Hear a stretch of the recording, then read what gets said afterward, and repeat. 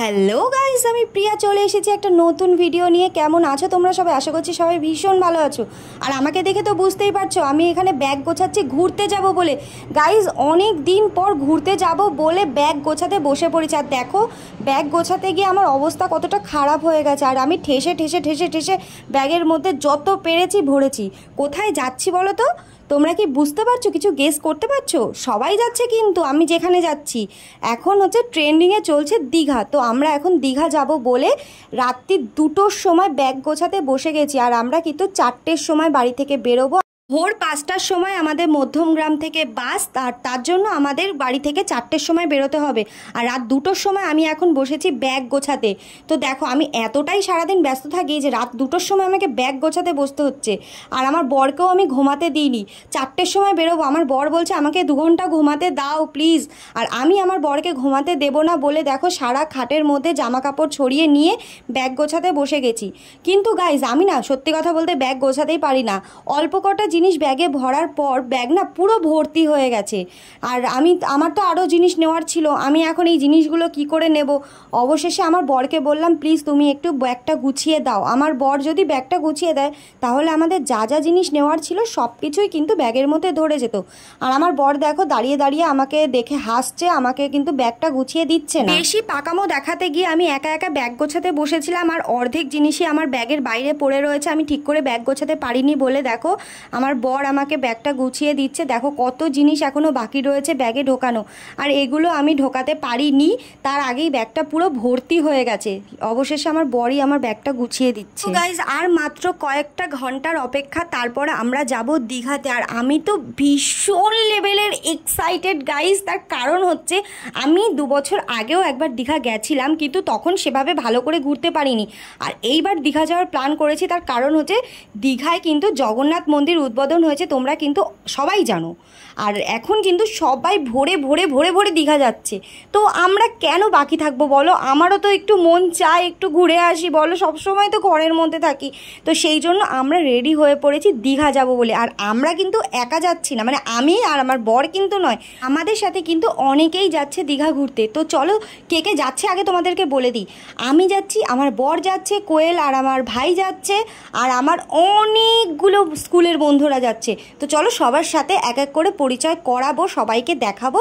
Just wait করো। তো এখন আমরা বেরোচ্ছি বাড়ি থেকে। এখন দেখো ব্যাগ গোছাতে গোছাতেই কিন্তু ভোর হয়ে গেছে। আমি যে কি বলবো তোমাদের, আমি না কিছুই বুঝতে পারছি। আমি এতটাই এক্সাইটেড দীঘা যাওয়ার আনন্দে, আমি যে কি বলবো আর কি বলবো না আমি কিছু বুঝতেই পারছি না। আমি এতটাই এক্সাইটেড। তো যাই হোক, চলো এখন হয়ে গেছে ভোর। এখন বাজে ভোর 4:10। আর এখন আমরা বেরিয়ে পড়েছি। আর বাইরে কিন্তু একদম ঘুটঘুটে অন্ধকার। এই অন্ধকারের মধ্যেই কিন্তু আমাদেরকে যেতে হবে। আর আমরা যাব কিন্তু অটোতে করে। হ্যাঁ গাইজ, আমরা যাব অটোতে করে। আমাদের অটো অলরেডি চলে এসেছে আর আমরা এখন যাচ্ছি অটোতে। আর দেখো বাইরে কতটা অন্ধকার গাইজ। এখন যদি আমাকে কোনো ভূতে ধরে তোমরা কিন্তু প্লিজ আমাকে এসে একবার বাঁচিয়ে নিও। তো যাই হোক, অটোওয়ালা কিন্তু আমাদেরকে বারবার ফোন করছিল, কারণ অটো এসে দাঁড়িয়ে রয়েছে প্রায় 20 মিনিটের ওপরে। আমরা তো রেডি হয়ে বেরোনোর সময় অনেকগুলো ট্রান্সফরমেশন ভিডিও বানিয়েছি, তার জন্য আমাদের আসতে দেরি হয়ে গেছে। আর অটোওয়ালা আমাদেরকে বারবার করে ফোন করছে। তো যাই হোক, আমরা অবশেষে অটোতে উঠে চলে আসলাম চৌমাথা। দাঁড়িয়ে দাঁড়িয়ে আমি চা খাচ্ছিলাম, কারণ বাস আসতে এখনো অনেক দেরি। আর বাকি আমাদের যে বন্ধু বান্ধব আছে ওদের সাথে কিন্তু বাসে উঠেই দেখা হবে, কারণ অ্যাকচুয়ালি বাসটা আসবে বারাসাত থেকে। আর আমাদের সমস্ত বন্ধুরা কিন্তু বারাসাত থেকেই বাসে উঠবে, আর আমরা উঠবো চৌমাথা থেকে। আর আমাদের আরও কিছু বন্ধু, মানে আরও 4 জন বন্ধু কিন্তু আগের দিন রাত্রেবেলায় দীঘা পৌঁছে গেছে। বাকি 4 জনের সাথে আমরা দীঘাতে গিয়েই মিট করব। আর 4 জন আসছে বারাসাত থেকে। আর আমরা এখানে চৌমাথা দাঁড়িয়ে ওয়েট করছি আর চা খাচ্ছিলাম, কারণ আমার মাথাটা একটু যন্ত্রণা করছিল, সারা রাতে ঘুম হয়নি বলে। তো তারপরে আমরা বাসে উঠে গেছিলাম। আর বাসে উঠেই আমি কিন্তু ঘুমিয়ে পড়েছিলাম। এমনিতেই আমার সারা রাতে ঘুম হয়নি। আমার যদি সারা রাতে ঘুম না হয় আমার প্রচণ্ড পরিমাণে মাথা যন্ত্রণা করে। আর সেই মাথা যন্ত্রণা আমি সহ্য করতে পারি না, তার জন্য বাসে উঠেই আমি সাথে ঘুমিয়ে পড়েছি। আর ঘুমটা যখন ভেঙেছে আমি চোখ খুলেই দেখি বাসটা এরকম একটা পচা ডোবার মতো একটা খালের ওপর দিয়ে যাচ্ছে। তো চলো, আমি তো নেমে পড়েছি বাস থেকে, পৌঁছে গেছি দীঘা গাইস। দীঘা পৌঁছে গেছি। আর বাসের মধ্যে আমি কোনো ভিডিও নিতেও পারিনি, তোমাদের সাথে কিছু শেয়ারও করতে পারিনি, তার কারণে আমি বাসের মধ্যে সমানে ঘুমাচ্ছিলাম নাক ডেকে। তো এখানে কিন্তু সবাই চলে এসেছে। আর এখন আমরা যাব হোটেলে। আর হোটেলে যাওয়ার জন্য আমাদের কিছুটা দূর হেঁটে যেতে হবে। বাস থেকে নেমেই 2-3 মিনিট হাঁটলেই আমাদের হোটেল আমাদের আগে থেকেই বুক করা ছিল।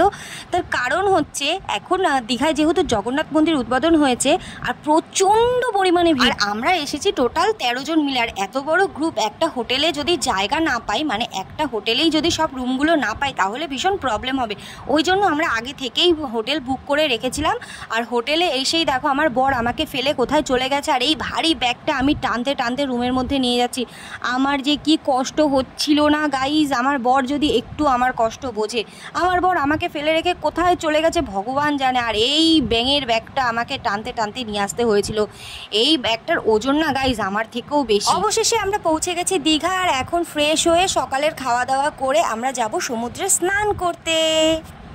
হেই গাইস, তো আমরা যাচ্ছি এখন সমুদ্রে স্নান করতে। তো আমরা কেউ ফোন নিয়ে যাব না, তাই জন্য আমরা সমুদ্রে স্নান করছি। কি কাউতালি করছি তোমাদের সাথে শেয়ার করতে পারবো না, তো আমরা স্নান করে এসে তোমাদের সাথে সবকিছু শেয়ার করব। তো চলো যাওয়া যাক। Tata bye bye.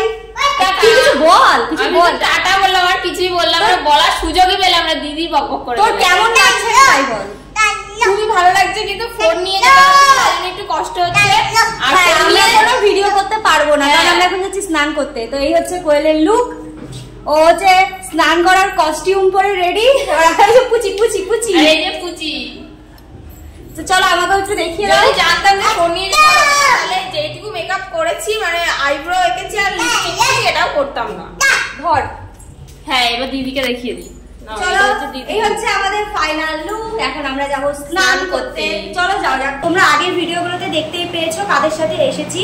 তো এখন সবে মাত্র আমি স্নান করে আসলাম, মানে গেছিলাম সমুদ্রে। এখানে এসেছি, এসেই কোনো রকম সকালের খাওয়া দাওয়াটা করেই চলে গেছিলাম সমুদ্রে। আর সেখানে কেমন আনন্দ করেছি, কেমন কাউতালি করেছি সেটা তোমাদের সাথে শেয়ার করতে পারিনি। তার কারণ হচ্ছে সমুদ্রে ফোন নিয়ে যাইনি, আর ফোনটা যেহেতু রুমে রেখে গেছিলাম, তো ওই জন্য তোমাদের সাথে আমাদের সমুদ্রের কাউতালিগুলো শেয়ার করতে পারিনি।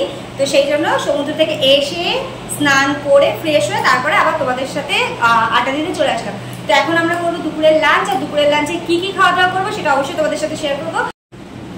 তো গাইস ফাইনালি আমি আমার বর রেডি হয়ে গেছি সন্ধ্যাবেলায় দুজনে ঘুরুঘুরি করতে যাবো বলে। আমাকে দেখো কত সুন্দর লাগছে, আর আমার বরকে দেখো এইরকম বিচ্ছিরি একটা ড্রেস পরে ঘুরতে বেরোবে। ঢেউসাগর যাওয়ার পথে কিন্তু আমরা টোটোর থেকে এই জগন্নাথ মন্দিরটা দেখতে পেয়েছিলাম। রাত্রেবেলা জগন্নাথ মন্দির এত সুন্দর দেখতে গাইস, তো সুন্দর লাইট দিয়ে সাজানো, আর মন্দিরটা রাতের বেলা ভীষণ সুন্দর দেখতে। কিন্তু আমাদের তো প্ল্যান ছিল সকালবেলায় মন্দির দর্শন করতে আসা। তো আমরা দীঘাতে কিন্তু সেকেন্ড দিন যাব মন্দির দর্শন করতে, মানে কাল সকালে যাব আমরা মন্দির দর্শন করতে।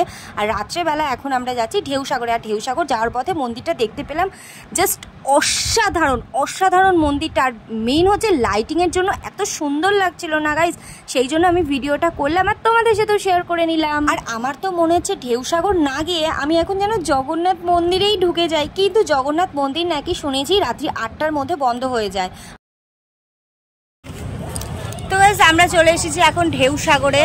তো আমাদের টিম অনেকক্ষণ আগেই ঢুকে গেছে, আর আমি, ভাই, কোয়েল, আমার বর, পুচি সব এখন ঢুকছি।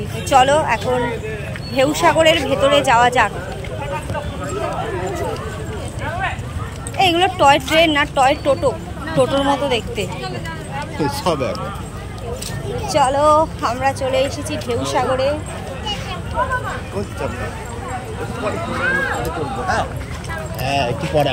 বাই দ্য ওয়ে গাইস, আমাকে কিরকম লাগছে অবশ্যই একটু জানিও।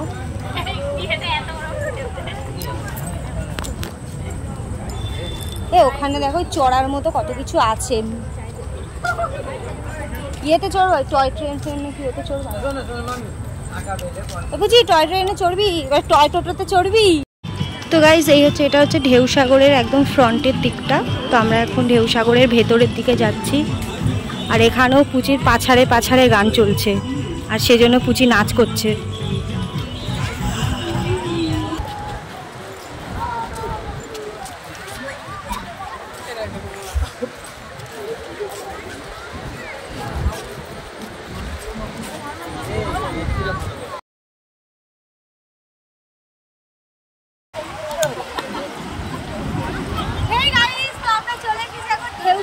ঢেউসাগর সত্যি অনেক ঢেউ।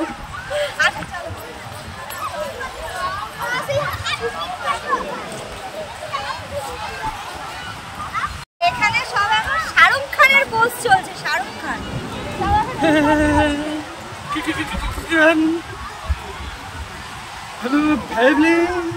আমি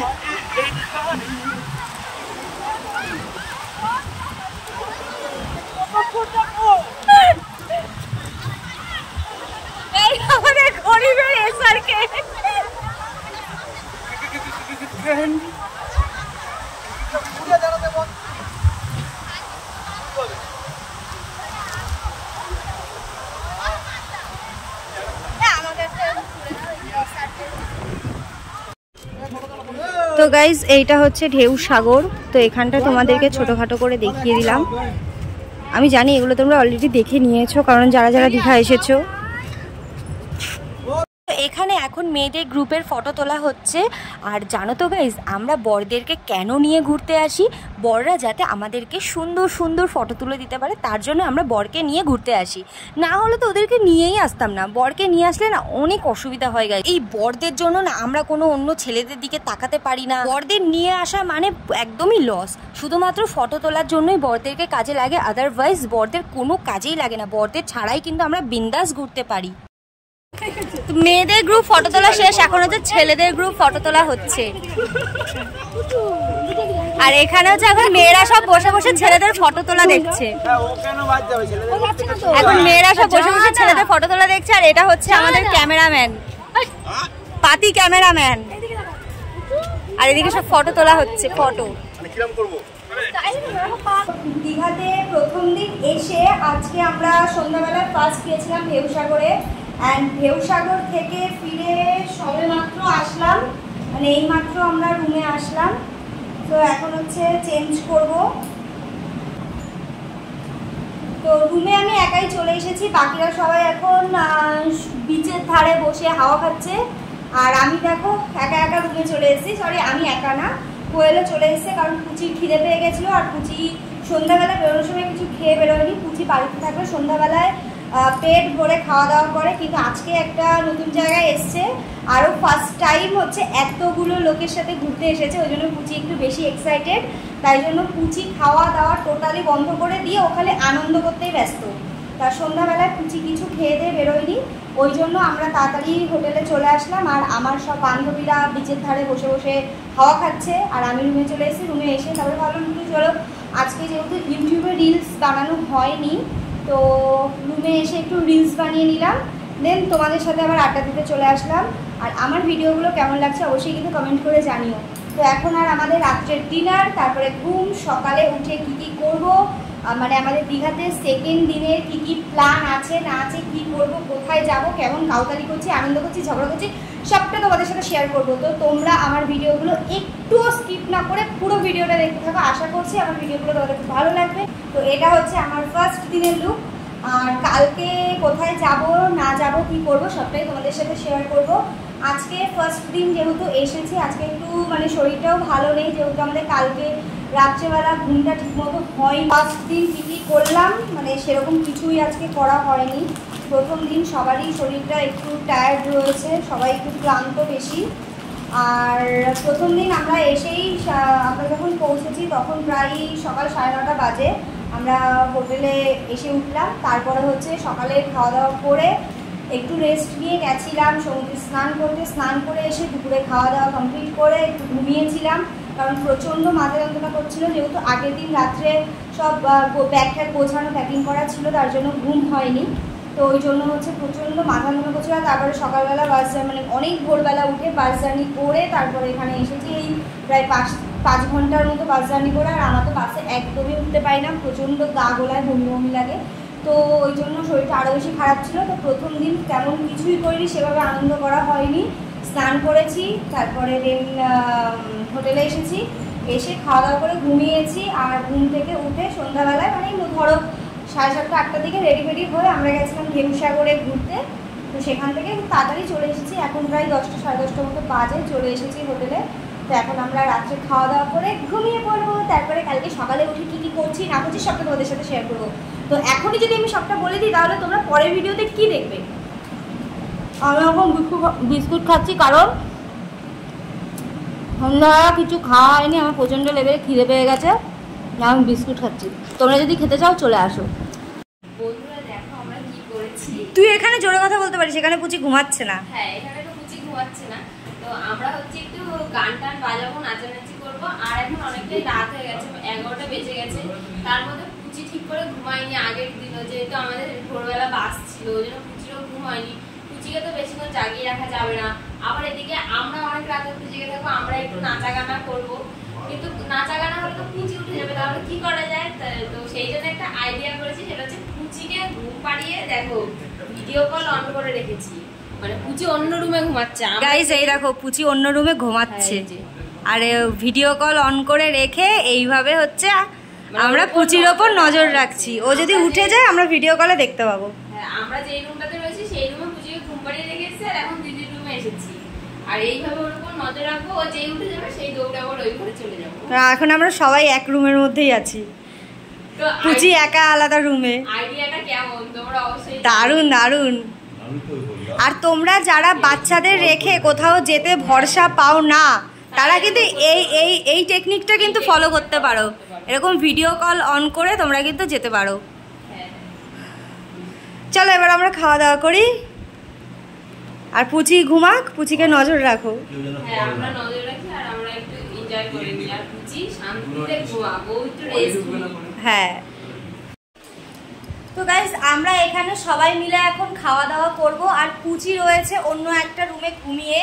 তাই জন্য দেখো কি করা হয়েছে, পুচি যাতে ও উঠে যায়, মানে ও যখন উঠে যায়, হ্যাঁ পুচি উঠে গেলে যাতে আমরা বুঝতে পারি, তাই জন্য ভিডিও কল অন করে এখানে হচ্ছে আমরা দেখতে পাচ্ছি যে পুচি উঠবে কি না উঠবে। তো এইরকম আমরা টেকনিক ইউজ করছি, মানে আমরা এখানে সবাই মিলে এখন একসাথে খাওয়া দাওয়া করবো, আর এদিকে হচ্ছে পুচির ওপরে ভিডিও কল অন করে রেখে নজর রাখা হচ্ছে। যদি উঠে যায় আমরা এখান থেকেই দেখতে পাবো। তা তোমরা যারা বাচ্চাদের রেখে অন্য কোথাও যেতে পারো না, তারা কিন্তু এই টেকনিকটা ইউজ করতে পারো। তোমরাও কিন্তু তাহলে বাচ্চাদেরকে ঘরে ঘুম পাড়িয়ে রেখে অন্য কোথাও যেতে পারবে। তো এইভাবে এই যে আমাদের দেখা হচ্ছে, দাঁড়াও তোমাদের দেখাচ্ছি ভালো করে। এই যে ভিডিওটা ব্লার পড়ে গেছে, নেটওয়ার্কের প্রবলেম। এই পুচি এখন ঘুমাচ্ছে, এখানে দেখা যাচ্ছে, যদি ওখানে একটু নেটওয়ার্কের প্রবলেম, হ্যাঁ নেটওয়ার্কের প্রবলেমের জন্য ক্যামেরাটা ঝাপসা হয়ে যাচ্ছে মাঝে মধ্যে। এই যে পুচি রানী ঘুমাচ্ছে, আর আমরা এখান থেকে ভিডিও কলে নজর রাখছি। তো এই ছিল আমাদের দীঘাতে প্রথম দিন, আর কাল হচ্ছে প্রিয়াঙ্কা আর বিপ্লবদার ফার্স্ট অ্যানিভার্সারি। তো আমরা এখানে সবাই মিলে ঠিক রাত 12টার সময় ওদেরকে উইশ করছিলাম হ্যাপি ম্যারেজ অ্যানিভার্সারি। তো বন্ধুরা ভিডিওটা এখানেই শেষ করছি। ভিডিওটা ভালো লাগলে অবশ্যই একটা লাইক কমেন্ট শেয়ার করে দিও। যারা আমার এখনও চ্যানেলটা সাবস্ক্রাইব করেনি তারা অবশ্যই চ্যানেলটা সাবস্ক্রাইব করে দিও। যারা আমার ফেসবুক পেজ থেকে দেখছো তারা অবশ্যই কিন্তু আমার পেজটাকে ফলো করে দিও। তো চলো সবাই ভালো থেকো, সুস্থ থেকো, আর আমার ভিডিওতে বেশি বেশি করে লাইক কমেন্ট করতে থাকো, আর আমাকে এভাবেই ভালোবাসা দিতে থাকো। তো চলো বন্ধুরা, টাটা বাই।